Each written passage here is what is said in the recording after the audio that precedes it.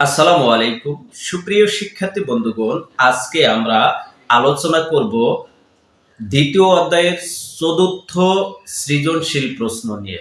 তো 4 নাম্বার সৃজনশীল প্রশ্নটা কিন্তু গতানুগতিক প্রশ্ন থেকে একটু ভিন্ন। তো এই প্রশ্নে আমরা ক্যাশ মেমো, চালান তৈরি করা শিখব। যেগুলো ক্যাশ মেমো এবং চালানের কিন্তু আমি প্রাথমিক ক্লাসগুলোও দিয়েছিলাম, যেগুলো বেসিক আলোচনা সেখানে করা হয়েছে, এবং ক্যাশ মেমোর নমুনা কেমন, চালানের নমুনা কেমন, এগুলো কিন্তু আমি ক্লাস দিয়েছি। যারা ক্লাসগুলো মিস করেছো তারা ক্লাসগুলো আগে দেখে নিও। ডিসক্রিপশন বক্সে সেই ফুল প্লে লিস্টের লিঙ্ক দেওয়া থাকবে, প্লে লিস্ট থেকে তোমরা পুরো ক্লাসটা দেখে নিও। তো 4 নম্বর প্রশ্নটা আমরা প্রথমে বিশ্লেষণ করব, তারপরে এই প্রশ্নের সমাধান করার চেষ্টা করব। কি বলা আছে দেখো, সেলিম ট্রেডার্স ফেব্রুয়ারি 2025-এ বিজয় ট্রেডার্স এর নিকট। তাহলে প্রতিষ্ঠানের নাম হলো সেলিম ট্রেডার্স, তুমি হলে সেলিম ট্রেডার্স এবং বিজয় ট্রেডার্স এর নিকট নিম্নোক্ত পণ্য বিক্রয় করেন। কি করেন? বিক্রয় করেন। তাইলে এখানে ক্রেতা হলো বিজয় ট্রেডার্স আর বিক্রেতা হলো সেলিম ট্রেডার্স। তো কি বলা আছে দেখো, 2025 সালে ফেব্রুয়ারি মাসে বলেছে। তো ফেব্রুয়ারি 1 তারিখে নগদে 1,50,000 দরে 115 কেজি চিনি বিক্রয় করেছে। যেহেতু বিক্রয় এখানে উল্লেখ করে আছে, এখানে আর নতুন করে উল্লেখ করার দরকার নেই, এই জন্য করেও নাই তারা। তাহলে নগদে 150 টাকার দরে, মানে প্রতি কেজির দাম 150 টাকা, এরকম 115 কেজি চিনি বিক্রয় করেছে, যার ভাউচার নম্বর দেওয়া আছে 32। এখন বলো, ভাউচার নম্বর কোথায় ব্যবহৃত হয়, চালানে না ক্যাশ মেমোতে? বলো, প্রশ্ন থাকলো। তো তোমরা যারা পারো তারা অবশ্যই কমেন্টের মাধ্যমে জানাই দেবে। এরপরে দেখো, ফেব্রুয়ারির 7 তারিখ কি বলা আছে, 152 টাকা দরে 60 কেজি চিনি বিক্রয় করেছো। তাহলে 152 টাকা দরে, এইবার কিন্তু ফেব্রুয়ারির 7 তারিখে 152 টাকা দরে 60 কেজি চিনি বিক্রয় করা হয়েছে। সরি, আমার গলাটা একটু ধরে আসতেছে। আচ্ছা, ফেব্রুয়ারি মাসে 15 তারিখে কি বলা আছে দেখো, 130 টাকা দরে 50 কেজি মসুর ডাল। তাইলে মসুর ডাল এবার বিক্রয় করেছে 130 টাকা দরে 50 কেজি। ঠিক আছে, চালান নম্বর দেওয়া আছে 138 টাকা, শর্ত দেওয়া আছে 2/15 নেট 40। তাহলে এই যে চালান নম্বর, আবারও প্রশ্ন, ভাউচার নম্বর কোথায় থাকে, চালান নম্বর কোথায় থাকে বলো। এবার চালান নম্বর কোথায় বসাইতে হয়? চালান নম্বর দিয়ে ক্যাশ মেমো তৈরি করতে হয় না চালান তৈরি করতে হয়? তোমরা অবশ্যই কমেন্টের মাধ্যমে জানাই দিবা।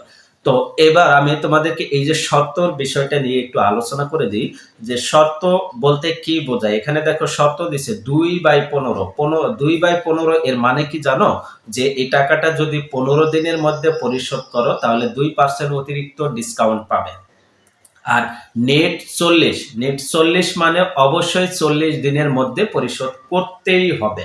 ঠিক আছে, এই যে বাকি দেওয়া হলো, বাকিটা অবশ্যই 40 দিনের মধ্যে পরিশোধ করতে হবে। তবে তুমি যদি 15 দিনের মধ্যে পরিশোধ করতে পারো তাহলে আরো 2% অতিরিক্ত ডিসকাউন্ট পাবে।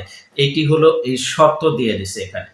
তো কি বলা আছে, সেলিম ট্রেডার্স মোট বিক্রয়ের উপর 10% কারবারি বাট্টা মঞ্জুর করেন। তাহলে এখানে কারবারি বাট্টা 10% মঞ্জুর করছে। ওকে, তাহলে এই যে যেগুলো বিক্রয় আছে সবগুলাতে বাই ডিফল্ট 10% করে কারবারি বাট্টা দিবে, মানে তার ওখানে 10% বাই ডিফল্ট ডিসকাউন্ট থাকে। ঠিক আছে, তো এখন কোনটা নগদে বিক্রয়, কোনটা বাকিতে বিক্রয়, এই বিষয়গুলো কিন্তু এখানে উল্লেখ নাই। তো উল্লেখ আছে কি, ভাউচার দিয়ে, ভাউচার নম্বর দিয়ে এবং চালান দিয়ে। বলো তো চালান কেন ব্যবহার করা হয়? চালান ব্যবহার করা হয় বাকিতে বিক্রয় করার সময়। বাকিতে বিক্রয় করার সময় চালান ব্যবহার করতে হয়। তাইলে চালান নং বা চালান নং কোথায় ব্যবহৃত হয়? চালানে, চালান তৈরি করার সময় চালান ব্যবহৃত হয়। আর ভাউচার নম্বর দেওয়া আছে 32 নাম্বার, এখানে ভাউচার দিয়ে তৈরি করা হয় ক্যাশ মেমো। আর ভাউচার নম্বর তখনই থাকে যখন নগদে ক্রয় বা বিক্রয় করা হয়, তাইলে এটা নগদ লেনদেন। হ্যাঁ, তাইলে এখানে নগদ, এখানে নগদে উল্লেখ করে দিছে। হ্যাঁ, এরপরে 7 তারিখে একটা কি বলা আছে, 7 তারিখ এখানে কোনো কিছু বলা নাই। তো 7 তারিখ নিয়ে আমাদের ক নম্বর প্রশ্ন চাইছে দেখো, উপযুক্ত তথ্য হতে ফেব্রুয়ারির 7 তারিখে নেট বিক্রয়ের পরিমাণ নির্ণয় করো। তাইলে নেট বিক্রয়ের পরিমাণ 7 তারিখে নির্ণয় করতে বলছে। তো কি করতে বলছে, 152 টাকা দরে 60 কেজি চিনি বিক্রি করেছো। তো এখানে চালান নম্বর বা ভাউচার নম্বর কোনো কিছুই বলা নাই। আমার প্রশ্নতেও কোনো কিছু চাইনি, তো সমস্যা নাই। তাহলে 152 টাকাকে সরাসরি 60 দিয়ে গুণন করব, করলে একটা রেজাল্ট আসবে। সেই রেজাল্ট থেকে আমাদের 10% কারবারি বাট্টা বাদ দিলে আমাদের নিট বিক্রয় পরিমাণ বের হবে। তো এটা আমরা কিভাবে করব দেখো, এই যে লিখবো সেলিম ট্রেডার্সের মোট বিক্রয়ের পরিমাণ 7 তারিখে, 7 তারিখ যেহেতু বলেছে, তাহলে যা 2025 সালে ফেব্রুয়ারি মাসের 7 তারিখ, তাহলে প্রতি কেজি 152 টাকা দরে 60 কেজি চিনি। এটা আমরা ক্যালকুলেশন করব কিভাবে, 152 গুণন 60, তাহলে কত হবে 9120 টাকা। এখানে আমরা লিখে ফেলবো। এখানে এই যে কারবারি বাট্টা হলো এই 9120 টাকা, কত হবে 9120 টাকা 10%, তাহলে 10% সমান কত হবে 912 টাকা। এই 912 টাকা কারবারি বাট্টা 9120 টাকা 10% 912 টাকা। তাইলে 9120 টাকা থেকে, এবার 9120 টাকা থেকে 912 টাকা মাইনাস করলে 8208 টাকা আসে, এটি হলো নেট বিক্রয়। তাইলে সেলিম ট্রেডার্সের মোট বিক্রয়ের পরিমাণ 8208 টাকা। ঠিক আছে, ক নম্বর প্রশ্নের সমাধান শেষ। খ নম্বর প্রশ্নটি কি বলেছে একটু দেখে নি। খ নম্বর প্রশ্ন বলছে 1 তারিখে লেনদেনের ভিত্তিতে একটি ক্যাশ মেমো প্রস্তুত করো। এই যে আমি বলেছিলাম না ভাউচার নাম্বার কোথায় ব্যবহার করা হয়, ভাউচার নম্বর ক্যাশ মেমোতে ব্যবহার করা হয়। ঠিক আছে, তাইলে 1 তারিখের লেনদেন, আর কোনো লেনদেন দেখার দরকার নাই, ফেব্রুয়ারি 1 তারিখে যেটা আছে সেই লেনদেনটা দেখবো। কি আছে, 150 টাকা ধরে 115 কেজি চিনি বিক্রয় করেছো। তাইলে এটার জন্য একটা ক্যাশ মেমো প্রস্তুত করব। তো ক্যাশ মেমো প্রস্তুত করার জন্য আমরা যেই বিষয় প্রস্তুত করি না কেন, ক্যাশ মেমো বা যে ব্যবসায়িক দলিলই প্রস্তুত করি না কেন, ক্যাশ মেমো, চালান, debit voucher, credit voucher, debit note, credit note, সেটা প্রস্তুতকারী প্রতিষ্ঠানের নাম এবং ঠিকানা সবার উপরে থাকবে। অর্থাৎ এখানে প্রস্তুতকারী প্রতিষ্ঠান কে, যে বিক্রয় করতেছে সে, তাহলে বিক্রয় করতেছে কে, সেলিম ট্রেডার্স। সেলিম ট্রেডার্সের নাম এবং ঠিকানা, যেহেতু ওই প্রশ্নের ঠিকানা নাই, তো এখানে আমার আর ঠিকানা দেওয়ার দরকার নাই। তারপরে নিচে যেই দলিলটা তৈরি করব সেটা লিখবো। তো কি তৈরি করতেছি, এখানে ক্যাশ মেমো তৈরি করতেছি, ডান পাশে তারিখ ইউজ করব। ঠিক আছে, ক্যাশ মেমোতে শুধুমাত্র ডান পাশে তারিখ থাকবে, কত তারিখের লেনদেনটা, 1 তারিখে। তাইলে এই জন্য 1/2/2025 অর্থাৎ ফেব্রুয়ারি মাসের 1 তারিখে আমরা এটা লেনদেন করছি। ডান পাশে বাম পাশে লিখবো ভাউচার নম্বর, ক্রেতার নাম এবং ঠিকানা। তো ভাউচার নম্বর কি আছে, 32 নম্বর দেওয়া আছে। ক্রেতার নাম, এই যে কার কাছে বিক্রয় করেছি, বিজয় ট্রেডার্স, তাইলে ক্রেতার নাম বিজয় ট্রেডার্স, এটা আমরা দিয়ে দিব। ঠিকানা নেই, ঠিকানা আমাদের ডট ডট থাকবে। এরপরে ক্যাশ মেমোর আমাদের যে স্টকটা থাকবে, ক্রমিক নং, বিবরণ, দর, পরিমাণ এবং পরিমাণ টাকা বা টাকার পরিমাণ, এটা লেখার জন্য লিখতে হবে আমাদের। তাহলে ক্রমিক নং 1 2 3 4 যতগুলো প্রোডাক্ট বিক্রয় করব ততগুলা। তো একটাই প্রোডাক্ট বিক্রি করছি, চিনি বিক্রি করছি কত টাকা করে, 150 টাকা করে 115 কেজি। এই ক্ষেত্রে আমার কি করতে হবে দেখো, 150 গুণন 115 সমান কত হবে, 17,250, এখানে লিখে ফেলবো। এখান থেকে প্রত্যেকটার উপরই বাই ডিফল্ট কারবারি বাট্টা বলছে 10% বাদ দিতে হবে। তাহলে 17,250 এর 10% কারবারি বাট্টা আমরা করব। 10% কারবারি বাট্টা কত হবে, 1,725 টাকা। তাহলে 1,725 টাকা এখানে আমরা কারবারি বাট্টা লিখবো। এইবার 17,250 থেকে 1,725 টাকা মাইনাস করলে 15,525 টাকা, এটি হলো আমার নেট বিক্রয়। ঠিক আছে, তাহলে এটা আমাদেরকে কথায় লিখে দিতে হবে 15,525 টাকা মাত্র।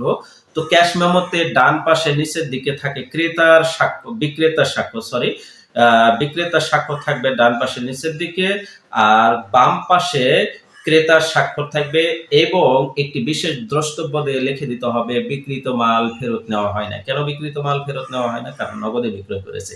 নগদে বিক্রয়গুলো দেখে শুনে নিতে হয় এবং দেখে শুনে বুঝাই দিতে হয়, আর টাকাটা ইনস্ট্যান্টলি নেওয়া হয়। এটির ক্ষেত্রে আর কোনো এটার পরে লেনদেন থাকে না, এই জন্য বিক্রিত মাল ফেরত নেওয়া হয় না, এই জিনিসটাই লিখে দিতে হবে। তো এই ছিল ক্যাশ মেমোর নমুনা, বা ক্যাশ মেমোর নমুনা নয়, এটা একটা দলিল তৈরি করেছি এখানে।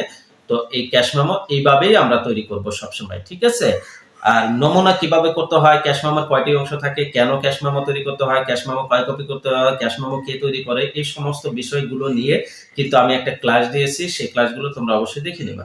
হ্যাঁ, এরপরে দেখো গ নম্বর প্রশ্ন বলছে 15 তারিখে লেনদেন হতে চালান প্রস্তুত করো। কি বলছে 15 তারিখে, এইবার শুধুমাত্র 15 তারিখের লেনদেনটা দেখবো, আর কোনো লেনদেন দেখবো না।